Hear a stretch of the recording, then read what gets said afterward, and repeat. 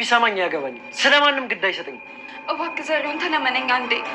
ምን ቶሎ እንደሄድልሽ ነው የፈለግሽው? እባክህ ሂድ በቃ። እንደሱ ከሆነ ችግር የለውም። የሆነ ነገር በይኝና እሄዳለሁ። ወይኔ ፈጣሪ ምን እንድል ነው የምትፈልገው? ቆይ አላውቅም። በቃ እኔ ልፈነዳ ነው።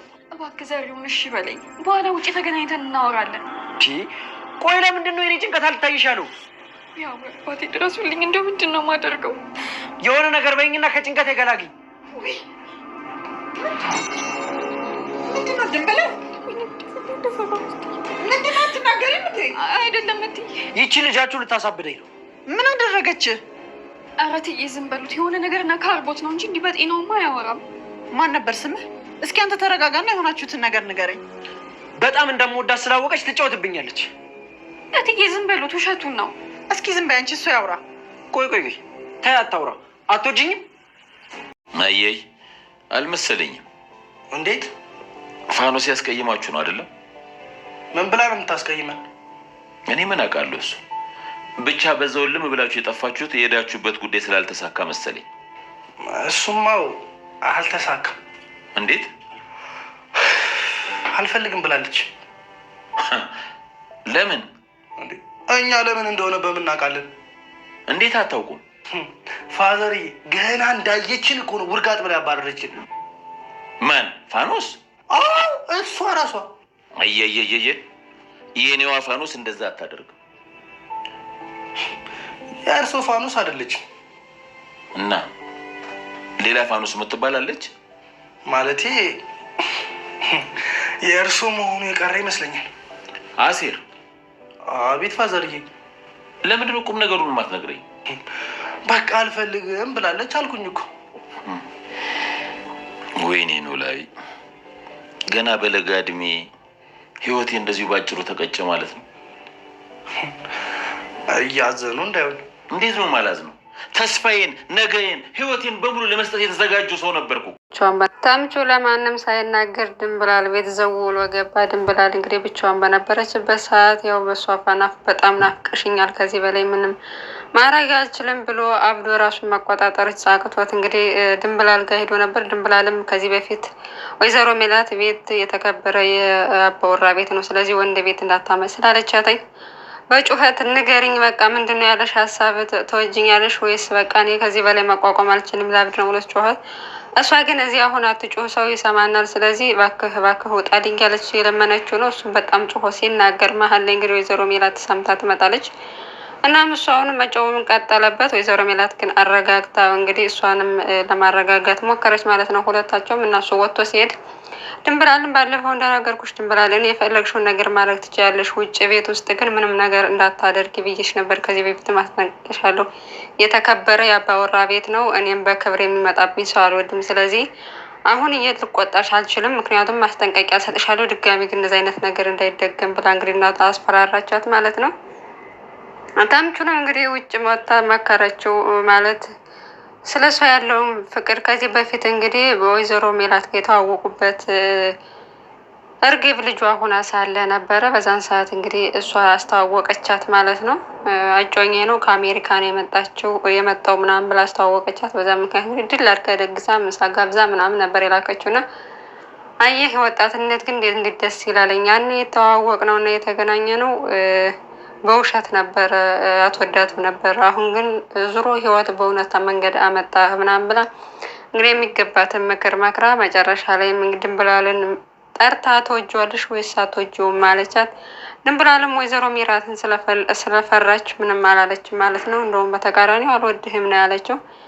እናም ነገር ግን ይሄ ስለገባት ወይዘሮ ሜላት እሷን ፈርታት ነው አልወድህም እንዳለችው ስለገባተኝ እንደምትወድህ ነው የገባኝ እኔና ትወድሃለች፣ በጣም ትወድሃለች ብላ ያው እሷ ሴት ስለሆንኩ ስሜት ይገባኛል፣ ስለዚህ ትወድሃለች ብላ እንግዲህ በጣም ደስ ብሏታል ማለት ነው።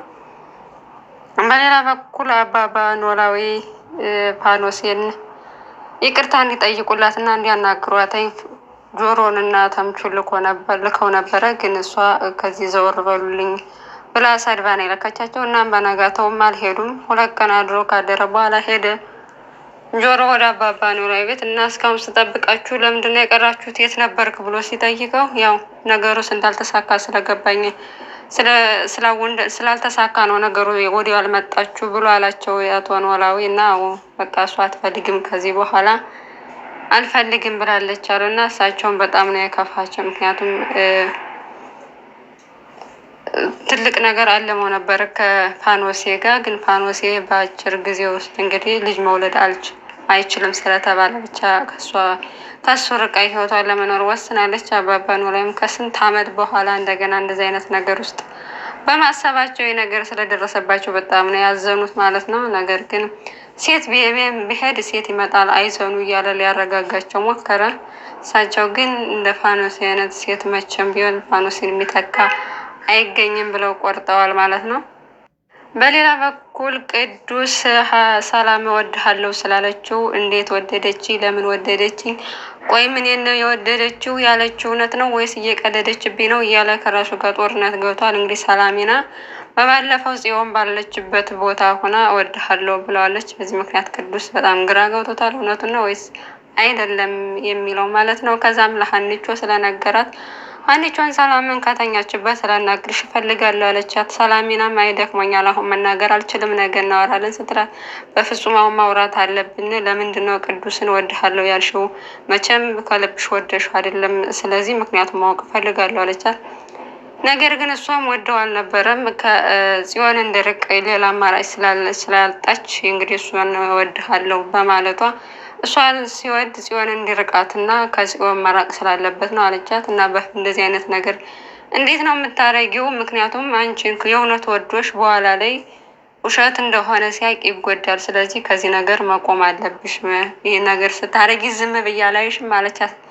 ሀኒቾ ነገ ሰላምና ግን በቃ እኔ ማድረግ ያለብኝን አረጋለሁ፣ ምክንያቱም ለሱም ነው የሚጠቅመው ከጽዮን መራቅ ለሱ ነው ትልቁ ዋናው ጥቅም አለቻት። እና መጨረሻው ከዛስ ምን ልታደርግ ይመስላል? ከዛስ ምንም አዲስ ነገር የለውም፣ በቃ ያቆማሉ ብላ ወሰነች ማለት ነው።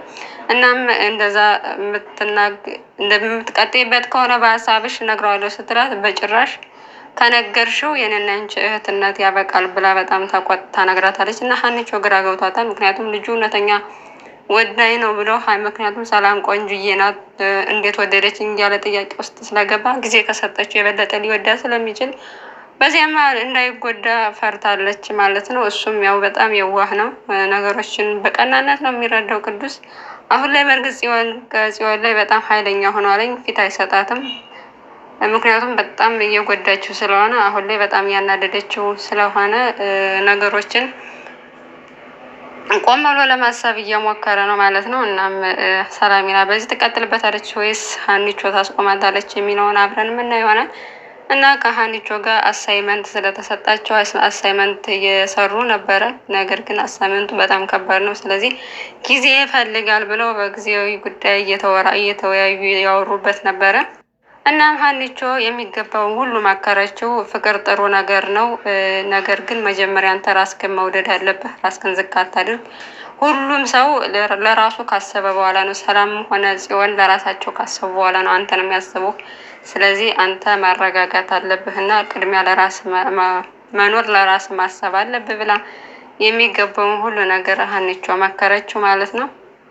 እርግብም እስር ቤት ሆና አሁንም ስለ ተምቹ እያሰበች ነው። ከዚህ በፊት አብረው ያሳለፉትን ጊዜ ለመጀመሪያ ጊዜ የተዋወቁበትን ፓርቲ እያስታወሰች በጣም እንደናፈቀች እና በጣም እንደምትወደው ያኔ ፍቅሯ እንዳልገባት አሁን ላይ ግን በጣም እየናፈቃት እንደሆነ እያሰበች ነበረ። እና በዛው እሱን ስታስብበት በዋለችበት ቀን ተምቹና ጆሮ እስር ቤት ሊጠይቋት ሄዱ። ሲያዩት በጣም ደስ ያላት፣ በቃ እስካሁን አሁን በጣም ናፍቀኸኛል እና ስላየሁ ደስ ብሎኛል እያሰብኩ ነበር አለችው። እሱ ግን ጀነን ብሎባታል። ምክንያቱም ድንብላልን ይበልጥ እንደወደዳት ስለገባው አሁን ላይ እርግብን ጥሎ ወደ ድንብላል አዘንብሏል ማለት ነው። እሷ ግን አሁን ላይ ነው የነገረችው። ምክንያቱም ያኔ በፈለግኩ ሰዓት ስለማገኘ ፍቅሬ አልገባኝም ነበር፣ አሁን ነው ከአጠገቤ ስታጣ ፍቅሬ የጨመረው፣ ስለዚህ ወድሃለሁ ብላ ፍቅሯን ገለጸችለት። እሱ ግን የዘገየ ዝናብ ምንም የጠወለገችን አበባ ሊያድናት አይችልም። ከዘገየ ያች የጠወለገች አበባ ድጋሚ ልትድን አትችልም፣ ምክንያቱም ስለዘገየ ብሎ ተርቶባት ነው የሄደው። ምክንያቱም እንግዲህ ዘግይተሻል፣ አንቺ እስካሁን ጠብቄሽ ነበር፣ አሁን ወደ ድንብላል ዙር ያለው እንደማለት ነው። እና እዚህ ድራማ ላይ ትልቅ የታዘብኩት ነገር ምንድን ነው?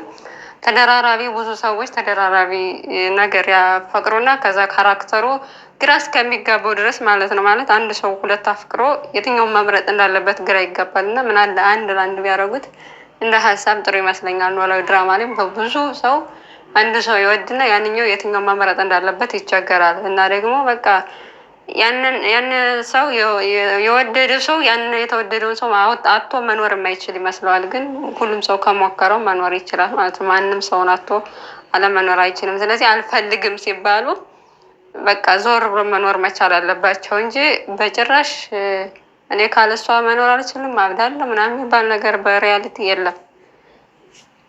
እናም ድንብላልም የወይዘሮ ሜላትን ስለፈራች ነው እንጂ አልወድህም ያለች ከልቧ ተወደዋለች። ይቅርታ ልታደርግናት እንግዲህ አንድ ሊሆኑም ይችላሉ አይታወቅም። ሀኒቾም አናገረቻት፣ እውነቱን ነገረቻት ነው የወይዘሮ ሜላትን ስለፈራው ነው እንጂ ወደዋለሁ። ስለዚህ በጣም አዝኛለሁ የምወደውን ሰው ልቡን ሰብሬ ስለሰደድኩ ብላ እንግዲህ ከዚህ በኋላ ስለሱ አታስቢ፣ በጣም ደብሮታል፣ ግን ደግሞ ያናግረዋለሁ ብላታለች። በዚህ ምክንያት እንግዲህ ድንብላል ትረጋጋለች። ምክንያቱም እሱም ስራዋን ሊያሳጣት ይችላል። ከዚህ የመጨረሻ እድል ነው የተሰጣት። ድጋሚ መቶ የሚዘባርቅ ከሆነ በጣም ከባድ